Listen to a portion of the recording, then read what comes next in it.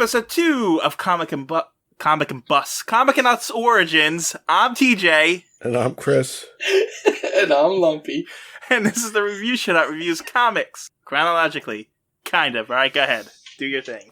No, there's no origins. This is not origins. This is first appearances. Uh-huh.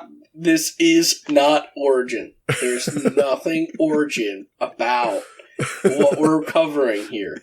This is first appearances. And I want that to be clear because people who listen are going to think, oh, it's the origin story. Yeah, we're going to find out how he started. Lies. It is not an origin story. Not true. But I do like that you call it origins because now we can say that we can have this spiel every time. I also like that it's comics and butts. Comics and butts is nice too.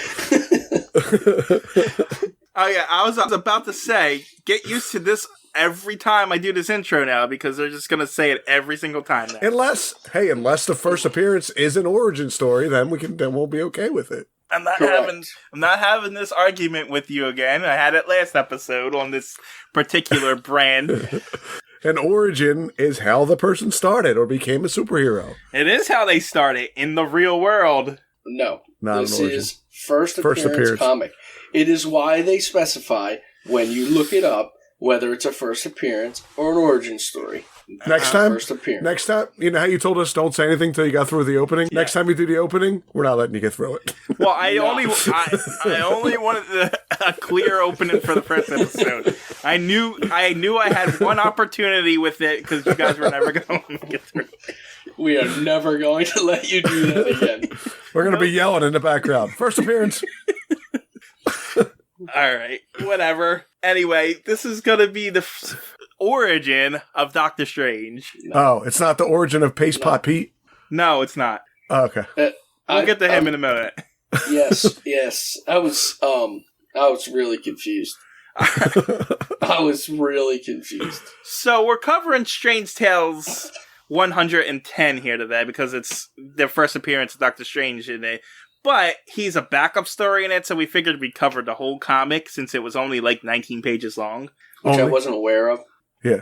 What do you mean? Well, because when you sent us the email and said we're covering this, you didn't say why we were covering it. So we started reading it thinking, who was going to start in this Human Torch or Strange Tales story? Well, then had to get to I started looking up Human Torch. I'm like, wait, he definitely started in Fantastic Four. Fantastic Four, yeah. Did this come out before Fantastic Four? And I started looking it up. I'm like, what the f***? I had no idea that Doctor Strange was even in this comic. So I spent all this time and then realized, we're covering Doctor Strange, not Human Torch. I told you this the last time we were on, talk to each other, this is what we were doing and why we were doing it. No one listens to you. No one ever. Apparently, this is what it's like to run this podcast, just so people know. I'm not going to say what year, but that was Christmas, TJ. Yes. We're busy celebrating. You're talking about podcasts. 6 months ago when you told us to read this. 3 years ago at Christmas time. Whatever. Done with you already. So, this story technically has 4 stories in it, but for some reason the version we got only has 2. Oh, really? But the other 2 stories, from what I saw, are called Silent Stranger and We Search the Stars, are like sci-fi stories. So what, they were also in this Strange Tales 110? Yes. Oh, that's weird, but we didn't get them. Yeah, but they're not superhero stories at all. Oh. Well, they're Strange Tales then. Apparently they were reprints from the 4th story from World of Fantasy number 3. Oh. Yeah, I have no idea why or what it is. Anyway, this comic was released... Well, here's the thing. It says the release date was April 9th, 1963, but the cover date is July 1963. So did they release it in April as the July issue? Apparently they did. This actually was released on April 9th. It is July, but Doctor Strange's first appearance was April 9th, 1963. Yeah, so I don't know why the cover is July and... Yeah, for some reason it is the July issue, and it was put out in April. I don't know. Anyway, the cover was drawn by Jack Kirby, Dick Ayers, and Stan Goldberg, apparently. Huh. the first story was written by Stan Lee and Ernie Hart, penciled by Dick Ayers, inked by Dick Ayers, colored by Stan Goldberg, lettered by John Duffy, and the editor was Stan Lee. The Doctor Strange story was written by Stan Lee, penciled by and inked by Steve Ditko, colored by Stan Goldberg, lettered by Terry... I don't know that one. Szenics? It's Szenics. Okay. And yeah, Sure. and then edited by Stan Lee. Some big names on it, so Yes. I'm not overly impressed, especially with the big names. well, this comic's silly Yes, it is. when it's antagonists, but these are Human Torch antagonists, who's a third-rate Fantastic Four character. Yeah, I guess so. I mean, I'll be honest. I don't. You really, think? I'm not a big Because Fantastic Four guy. So I was a big Fantastic Four guy when I was a kid and read Marvel, and I thought Human Torch was a great character. Well, no, what I don't mean that he was bad. I mean, when you think of the Fantastic Four, he's not you think of the Thing or, Mr. Fantastic. No, I think of the Thing or the Human Torch. That's what I think of. you know what? You're right. Yeah, You're right. you're probably right on that. Yeah. Because even though Mr. Fantastic, and right now I can't even think of the Human Torch's sister's name. Girl. Invisible But, Woman. yes, even though they're probably the main characters, they're not who I think of when I think of Fantastic Four. No. Well, anyhow, I guess we should go into the comic then, right? We ready? Yeah. Alright, who wants to do the cover? Because it's a big cover and I don't feel like covering it. The cover or the first page? The cover. Alright, so the cover, it's a split page cover. So on the left side, at the top corner, you have the stamp looking thing where it's just a Human Torch. It's a Marvel Comics group, 12 cents. Oh yeah, it is 12 cents. 12 cents, just so Yeah. everyone knows. 2 cents. They went up 2 cents in 1960s, I guess. I don't know when they did, but yes, they are 12 cents. The Human Torches fly in circles around. It looks like glass panels. As we get into the comic, we know that they're mirrors, but on the cover, they look like glass panels. It's well drawn, the Human Torch side. Everything looks really good. He's got flames. He's flying circles. He's red. I don't really know how I feel about the Human Torch himself, but the drawing is good, I think, with the flames. On the right-hand side, you have the Wizard, who is a guy in a green suit. What is this stuff? He doesn't look like a wizard, that's for sure. He doesn't look like anything but a guy in a suit. And then you have the Paste Pot Pete, who looks like a buccaneer. Or I thought he looked like a French painter. I was getting ready to say, I'm getting more French artist out of him. He reminds me of the guy on the New England Patriots helmet. Oh, yeah. Yeah, I can see that. I don't know. That's all I see. But he's got a gun connected to a pail. So, yeah. I've seen some ridiculous villains. There's a villain in DC comic called Condiment King. Really? Yeah. Okay. All right. He uses mustard and ketchup as weapons. Wow. I think he's better than Paste Pot Pete. Yeah, and I was going to say, I think Paste Pot Pete might be the worst one I've seen so far. I don't even get his thing. I guess he makes different pastes in that pot, right? I guess. It's the only thing I can tell you right now. I know nothing else. So. Well, because they do start talking about, he's got this paste that blocks oxygen or something. Like it was different pastes. He also seems to have the worst villain name I've ever seen too. It's pretty Paste bad. Pot Pete. Yeah, and I guess Strange Tales started just the Human Torch for a while. Really? Yeah, because I'll get into it, but he's been in it for at least the last 10 or so issues, just him starring in it. Again, I was a Human Torch fan. I could see it. I could definitely see it. On the cover, it says, more fiery action with your favorite superhero, the Human Torch. You didn't do all the dialogue that happened on this page either, though, Lumpy, in your description. I actually did that for a reason. It's the front cover, and it's got that much dialogue. It's got 3 dialogue balloons, each one of them with a paragraph in them, and then another giant paragraph about explaining what's going on. Yeah. This whole comic is way too much dialogue. I didn't need it. The actual drawings did just fine. I did not need all the dialogue. But see, if you ever listen to Stan Lee back in the day, he always said, you have to write every comic book like it's the person's first time reading it. So you got to explain everything. And they did in this comic. That's what And they did. Oh, they absolutely did. It kind of worked out because we're just jumping in the middle for us. But man, you weren't lost. Yeah, but if I was reading this every week, I would have been like, I already know this. Yeah. If I had read everything up until now, I'd have been pissed when I was reading this. Yeah, I'm wasting all this time. But yeah, why that's did what you waste this? Stan Lee always said, you got to write every comic like it's the person's first time reading it. So, well, he did. Yep. Yeah, I don't know. The only other thing I have to say as we get on here is I'm not sure how the wizard got his name. He's super smart. Yeah. Okay, fair enough. If that's what it is, the wizard is super smart. Fine. He's just a wizard. Yeah, I guess. I don't know. That's what I surmised out of it anyway. He's mastermind.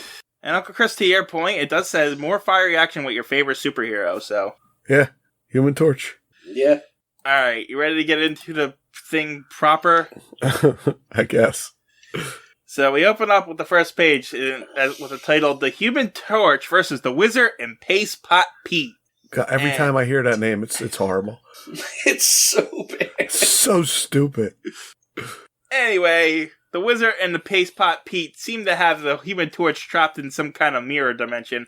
At first, when I saw this, I thought it was Mirror Master, and then from The Flash, and I'm like, oh wait, that's DC.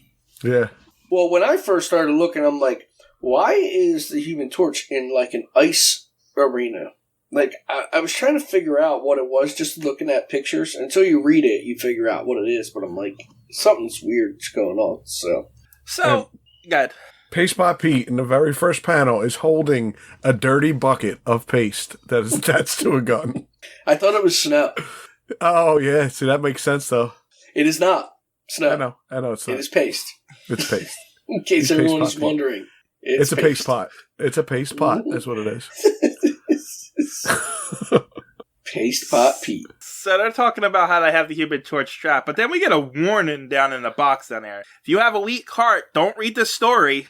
For when the Human Torch pits his fiery weapon against the evil genius of crime, the Wizard, and his new partner, Paste Pot Pete, and I tend not X trouble, the defeat means death for the Torch. There are no holds barred, so hold your breath, for here we go. I didn't get that out of this, but okay. Anyway, we cut from that, because I guess that's in the future, to the backyard of the teenager Johnny Storm. Because they like to tell us that he's a teenager a lot. Yeah. And he's working out, apparently, as he's, does his flaming exercise as the Human Torch, which just looks like a bunch of circus performer acts, really. It really does. It looks like Robin. Looks like when Robin does stuff. Yes, I was going to say, It looks like they are training, and he's, going through tubes, and I don't even know what you'd call them. They just kind of made, little squares and triangles that he has to fly through. And he does target practice and stuff. But then, after that, he flames off so he can go do his homework. Because he's a teenager. Yep. And he says he does his history homework, and it's the weirdest curriculum that I've ever saw. Yes. Because he's apparently studying Anglo-Norman feudalism, Gaul, the Franks, the Crusades, what vassals and soothsayers, and wizards. Some of those things are places, some of those things are people, some of those things are events, and the others are just, titles of people. And they're not, similar to each other either. They're No, because, Gaul is during the Roman times. The Roman, Julius Caesar tried to take over Gaul, but the Crusades were in, the 1300s when, the Holy Wars and stuff happened. That's completely different. None of this makes any sense. Is he just flipping through the book? He's just trying to get to wizards. That's what he's trying to get to. I don't know where it goes, and all of a sudden it leads to the wizard. Yeah, he comes to wizards, and Charles Martel, I don't know who that is, actually. And but the wizards reminds him, whatever happened to the wizard? And then we flash back. Wait, no, I'm sorry.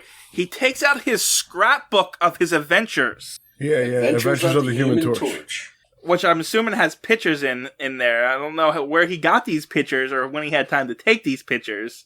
Yeah, I don't know. But Fantastic Four has a photographer that follows him around. Oh. Peter Parker. So in this scrapbook, he reminisces about the time he was captured by the wizard and how he outsmarted them twice. If you're interested in those tales, go read Strange Tales number 102 and 105, because that's when that happened. Yeah. And then he, cause they literally tell us the whole story of how he got caught and stuff like that, and how he got out of it. And he traps the wizard at the end.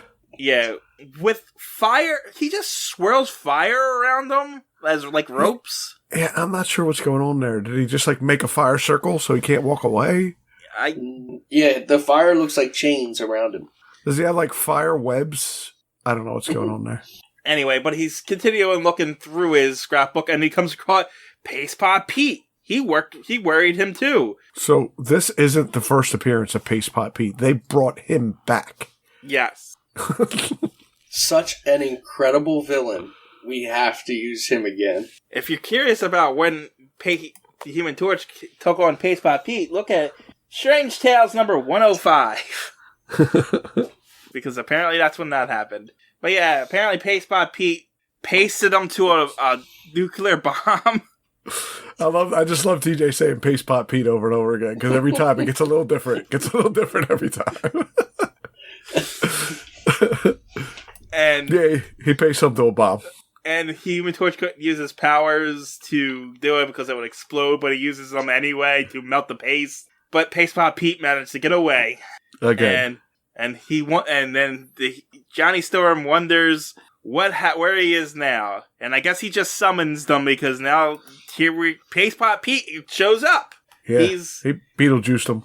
Yep. So Paste Pot Pete is planning on getting the Human Torch, but he's not sure how he's going to do it. But then he thinks about the wizard. Oh, maybe he should team up with the wizard. He hates the Human Torch. Where is he now? But that's not going to work because the wizard's in prison. Well, it might work. But then, so I guess Paste Pot Pete figures it out that he's in prison, and he goes and watch the prison for days to learn stuff. And apparently they just let food trucks. Do they have food trucks in prisons? I mean, they have to bring food in, but I don't know how that works. And it's in the 60s. I have no idea. I don't know how it works now. I definitely don't know how it worked back then. So I'm going to say, sure, this comic says they bring food trucks in. Okay, well, Paste Pot Pete figures out the route of the food truck and sprays it with paste and ties the driver up with paste and just gets in and drives it to the correctional facility. He doesn't even disguise himself, and the guard says, hey, the food truck's here, let him in. Yeah, the food truck's here, and it's covered in paste. Let's let Paste Pot Pete in. And so Paste Pot Pete goes and decides to paste up all the guards. And then... yeah, I love this. He pushes the reverse suction switch on his paste gun, which allows him to pull steel doors out of the thing, so he frees the wizard. That's strong paste. He's Paste Pot Pete. He knows how kind of paste to make. It's a strong suction gun, too. Yeah, it's definitely a strong suction gun. So he frees them, and then the wizard and him run to the food truck, and they're gonna get escape, but the wizard has this pellet, and he throws it at the gate, and I don't know what happens to the gate. Does it shrink, or does it It makes bubble gum. It looks like it makes bubble gum. Yes, it makes a large wad of pink bubble gum. That's what the panel looks like. It looks like it makes bubble gum. But it says boom, and it looks like an explosion, so I guess I'm guessing it blows up. Yeah. Okay, well, they drive out, and then the wizard's telling Paste Pot Pete that he works for him now, essentially, and he's like, no, I don't, and he's like, yes, you do, and that's, for the rest of the issue, they're going to be their banter, just so you know. Stop telling me what to do, you're not the boss of me, And it's weird, because they don't argue about it. No, he just takes it. They squabble a little bit. Yeah, they're like, yeah. No, but you don't work for me, but you do. Okay. But it's not like they betray each other in the end or anything. No, not at all. They don't fight about it. They just nothing comes of it, so it's pointless. Yes, it is pointless banter. But they want to discredit the Human Torch, too, so... Apparently the Human Torch is accused of being an enemy spy, okay? Yeah, but that's the only time they mention it. Yeah. Yep. He's accused of being an enemy spy, and so people make accusations all the time. How's that news? The kids in school are shunning him because he's a spy. Well, we're not there yet. Okay. first he's being interrogated at home by, like, the cops and stuff, but they're like, you are a superhero, you can't be behind this, what? Yeah.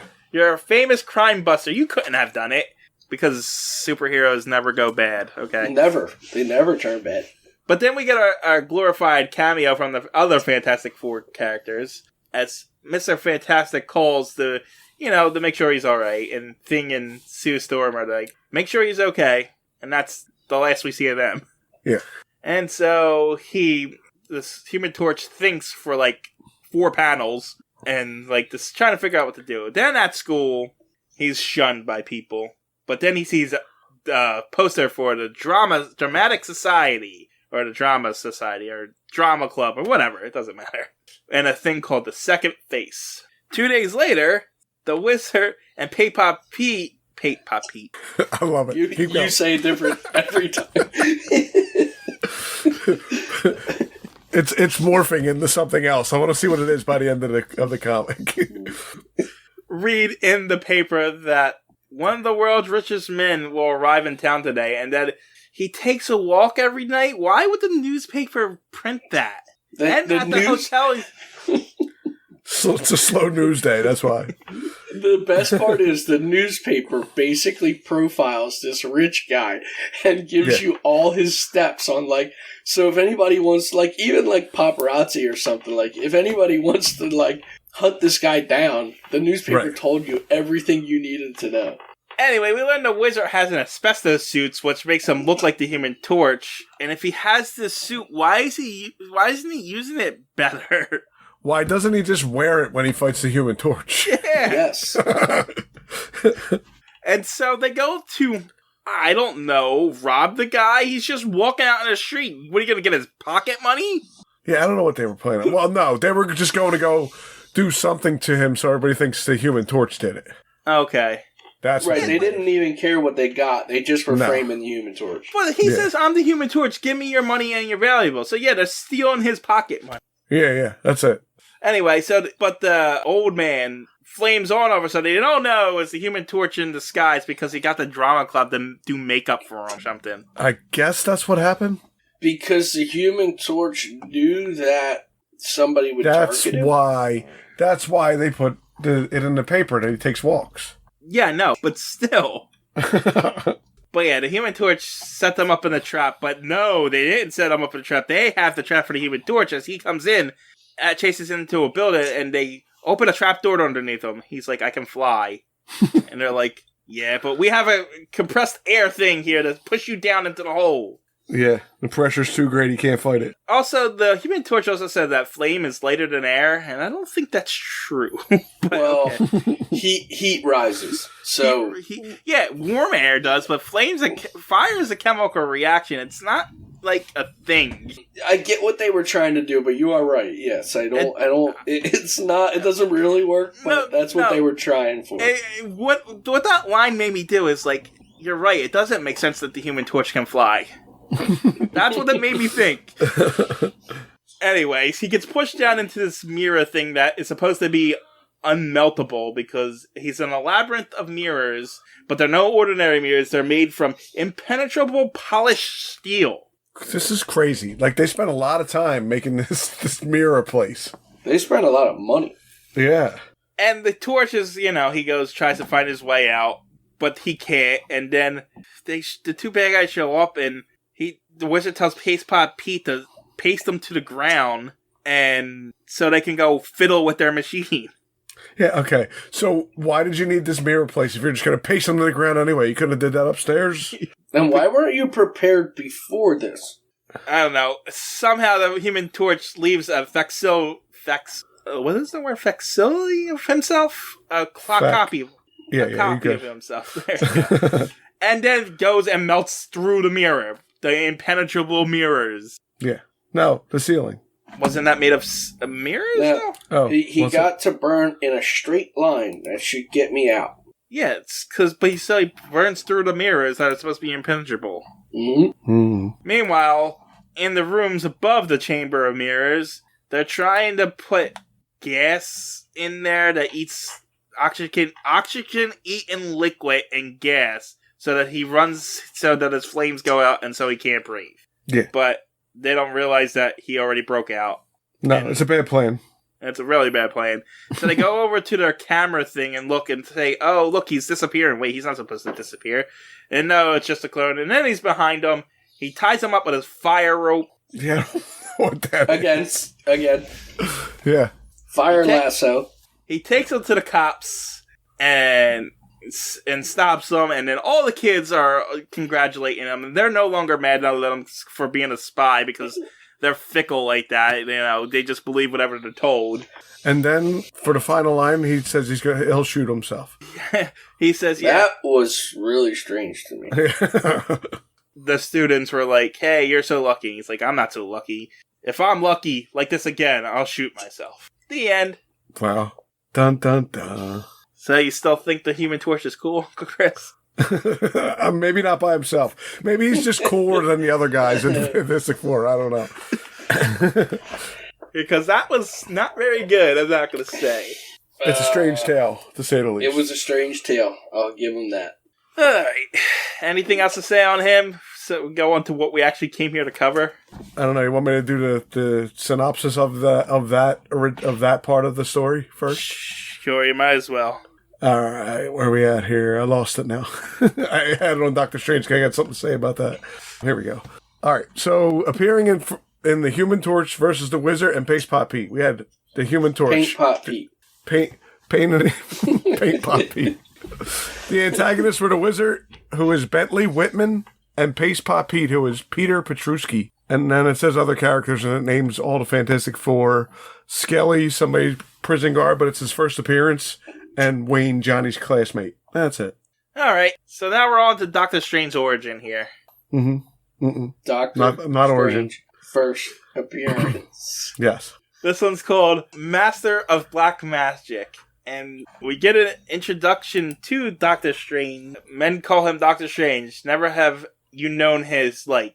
It is great pleasure and privilege for the editors of Strange Tales to present quietly and without fanfare the first of a new series based on a different kind of superhero, Doctor Strange, Master of Black Magic. He looks weird. And it's weird that they just throw him in the back without without advertising him or anything like that. Yeah. His design is very weird in this too. Yeah. Is that it? We're done? I was trying to do something to read the comic and an ad came up, so now I can't read to you what I was going to read until it goes away. I was waiting for someone to actually explain what he looked like. That's what I was going to do, and literally it just came up as an ad, so I couldn't see the picture anymore. So, anyway, so Doctor Strange is here. He has... Oh, wait, before you continue on, this is like your favorite guy, right, Lump? It is. This is why I decided we were going to do this one, so... And actually, to me, I enjoy the drawing of him here because they have kind of kept this, concept of what he looks like even now. But it is weird. It's weird looking, but but this is basically the concept of how he looks. Like they've kept this all the way throughout. In my opinion, I feel like this is how he looks. I'm not saying that it's bad. I'm just saying it's weird. It's weird. So he has his jet black hair, or should I say strange? It is strange. So he has a giant amulet around his neck. And he has like a popped collar, almost like a Dracula collar, almost. The only weird thing here, I don't know what the leopard gloves are. Yeah, they're weird. I don't know what that is. I have no idea. And he wears them throughout. He has leopard gloves. He has a flowing shirt with a flowing wrap around his waist. But his face is more Swami-like. Yeah, it looks like he has a bat on his shirt. Yeah, I don't know if it's supposed to be a bat or a dragon. It looks like a bat. Yeah. Alright. I guess that's that. Mm-hmm. Anyway, we open up somewhere in the city between darkness and dawn. A tortured man tosses fitfully in his bed. And it's just some guy having a nightmare. He looks like he's going to freeze to death in there. Yeah, I guess is it snowing outside or is it raining? I don't know. Everything's I don't know what's going. dripping. It's really weird. Yeah, it's like Even icy or his something. sheets are dripping. I don't know what it is. Yeah. That's weird. Anyway, so he goes to a quiet side street in New York's colorful Greenwich Village, And he's led in by Wong. He's not named here, but that is Wong, who looks like a tiny alien with a purple coat on. That is exactly what he looks like. And this guy goes to Dr. Strange to say, I'm having bad dreams. And Dr. Strange is like, okay, let's fix that. And he's going to do it by entering his dreams. But first... you go home. But yeah, you go home. But first, I got to astral protect to my master, who is also the first appearance of the Ancient One here, to, I don't know, just say hi, pretty much? Yeah, I need your help. No, he doesn't even say, I need your help. He's like, oh, it's good to see you. And he's like, I'll heed your words, respected master, and try to prove my worthy trust to you. So he just stopped in to say hi. And then the master says, remember the magic amulet, because that's the Deus Ex Machina for this one. And then Doctor Strange goes to the guy's house, and he says, go to sleep. He's like, okay, so he goes to sleep. And then Doctor Strange astral protects into his dreams, and then there's this chained figure, looks like Death from, what's it called? A Christmas Carol. Yes, it looks exactly like that. That's not Death. That is the ghost of Christmas Future. Yes. Okay, whatever. But yeah, so Dr. Strange comes to him and he says, whoever you are, why are you torturing him so? And then the ghost says he knows why, he's evil. And then he's like, and Dr. Strange is like, oh, and then this thing called the Nightmare shows up, and apparently they had a thing once upon a time. Yeah, he is Nightmare. He is the villain Nightmare. Oh, okay. Yeah. And so, but since he entered the world of dreams, Doctor Strange's Nightmare says he's going to kill him now, and he's going to pay with his life. But then the guy wakes up and he's like, oh, Doctor Strange knows that I'm evil. I'm going to shoot him in the head with this gun. And so... and so the battle goes on within his dream, but he knows he's going to die thanks to the Nightmare showing Doctor Strange his body in the real world. So Doctor Strange calls out to his master, and his master somehow activates his amulet from, across the world, which hypnotizes the guy with the gun, stopping him from shooting him. It also gives him enough time to escape the Nightmare and get back into his body and take the gun away from the guy and get him to confess that he robbed a bunch of people. And so now that guy can sleep again after he confesses. The end. Well, Explore the mystic world of black magic once again with Doctor Strange as your guide. I was quiet during that because I was listening to the story because I'm not positive I read this now. I've read it. I've read it earlier, but I'm like, I don't remember any of this. What the heck is going on here? I felt like I was just reading the story at this point. I was listening. You did pretty good. I was very interested in it. It was good. I let you keep going just because it was just kind of so quick.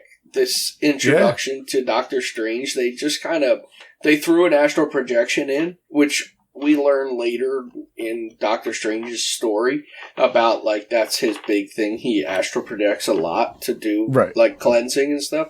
And that's basically what they throw a very quick version of what he does in there and end it. Which I kind of like that they did it. They left it, kind of mysterious, here, check this out next time you read about Doctor Strange. End. So, before I get into, who was in it and stuff, I was looking through and it has some notes about the Doctor Strange part on the website here, and it says, although this is his first appearance, Doctor Strange's origins are not told for the first time until Strange Tales number 115. Just so you know.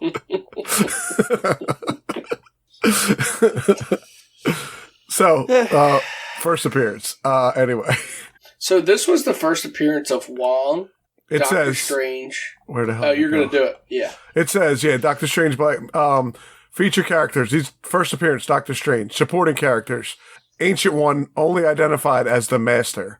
And then it says other characters, first appearance, Wong. First appearance of Dreamstalker. And then somebody named Krang. It wasn't his first appearance, though. It's weird. They do say Krang in here. Mm-hmm. But I don't know who they're talking about. Ah, okay. Because I know who Krang is, and if that's who they're talking about, then fine. Maybe Krang has a tie-in somewhere with that guy, or maybe with Nightmare. I don't know. Right. Was Krang the ghost of future present, or whatever? No. They just mentioned in one of the word bowls, they mentioned Oh, Krang. I just clicked on the link to Krang, and it shows me the ghost of Christmas future here. Oh wow! I thought Krang was that guy that was shaped like a brain on Ninja Turtles. Wasn't that Krang? And you know what? It's funny you say that because Krang, to me, looks like that. Oh, really? Yeah, and actually, they did like a little mini thing with Patton Oswalt as Krang. Mm-hmm. It's like, you have to check that show out. I think you told us that. I think you mentioned that once before in an episode. I probably did, actually. Mr. Krang was ruined and robbed in life by a businessman who then haunted as a vision in his dreams and forced him to seek Doctor Strange's aid. He was the guy that guy robbed. So that's what I was saying. So he must have had a tie-in to that guy. That's what I was trying to figure out. But no, this is a Mr. Krang. That was his last name. Different Krang. Yep. Okay. Well, that was an interesting four-way into Strange Tales. Yeah. I just want to hear you say Paste Pot Pete one more time. Paint Pot Pete. Pepper pot soup. Pepper Pot Pete. Honestly, you could have called him anything you want. It didn't really... Yeah, 3 Ps. That's all it was. Who he was. Yeah, 3 Ps. That's all you could have called him. Anything else to say about this? No, but I'm so mad right now. I went out to buy a Doctor Strange action figure, and I got the Wong one instead. You couldn't even. I bought the Wong one. Couldn't even say Paint Pot Pete. Wong one. That's because TJ messed me all up with that paint pot.